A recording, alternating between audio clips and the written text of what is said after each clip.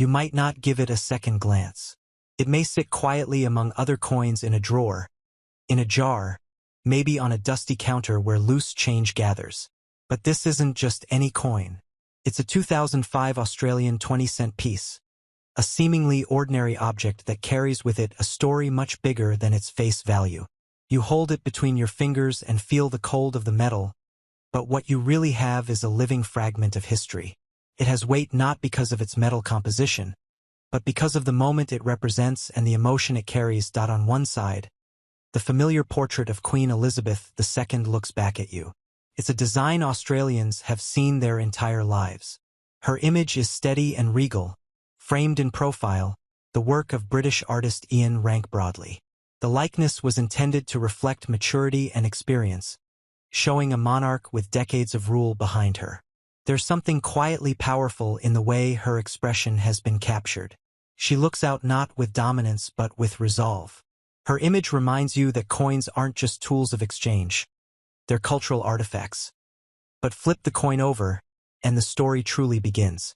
On the reverse is a scene so full of feeling it almost seems to move. A soldier returning from war is greeted by his family. His child reaches for him. His wife holds her arms open, and there's a motion between them that speaks of love, loss, and overwhelming relief. This is the coming home design, created to mark the 60th anniversary of the end of the Second World War. It wasn't just a piece of art. It was a tribute. It was memory cast in metal. The design is based on a photograph held by the Australian War Memorial, a real moment captured decades ago when families were finally reunited after years of fear and separation. That photograph was selected not just for its poignancy, but because it stood for thousands of similar reunions, those that happened and those that never did. You can imagine the millions of hands this coin has passed through.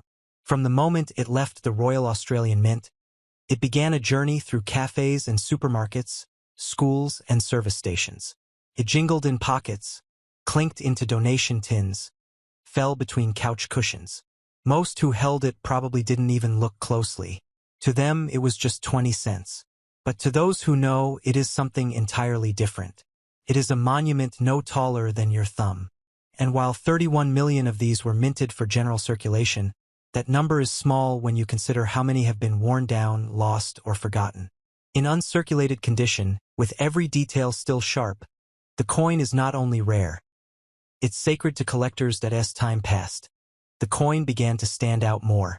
People started noticing that it wasn't like the others. It wasn't the classic platypus design that had become standard on Australian 20-cent pieces since 1966. This one had people, real people, frozen in an embrace. Collectors began sharing photos of it, posting listings online, discussing it in forums. Stories emerged of people finding pristine versions tucked away in old wallets or tucked into rolls of change in forgotten drawers. And with every rediscovery, the legend grew. One man said he found his in a second-hand shop, among a pile of foreign coins. Another woman discovered one inside a keepsake box left by her grandfather, a veteran who had fought in Papua New Guinea. These personal connections added layers to the coin's mythology. It wasn't just minted to honor memory. It had become a vessel of memory itself. The more it aged, the more valuable it seemed to become, not just in dollars but in meaning. Every scratch and nick became a mark of time, every worn edge a reminder of its passage through real lives. It's easy to overlook the significance of small things. We live in a world obsessed with the large and loud, but meaning often hides in silence. A coin doesn't shout. It doesn't demand attention. But in the right hands, it speaks. Tells stories of war, peace, waiting, and return. It tells you that history is never really past. It's alive, turning over and over in the palms of ordinary people. What makes a coin valuable isn't always its rarity or metal content. Sometimes it's the story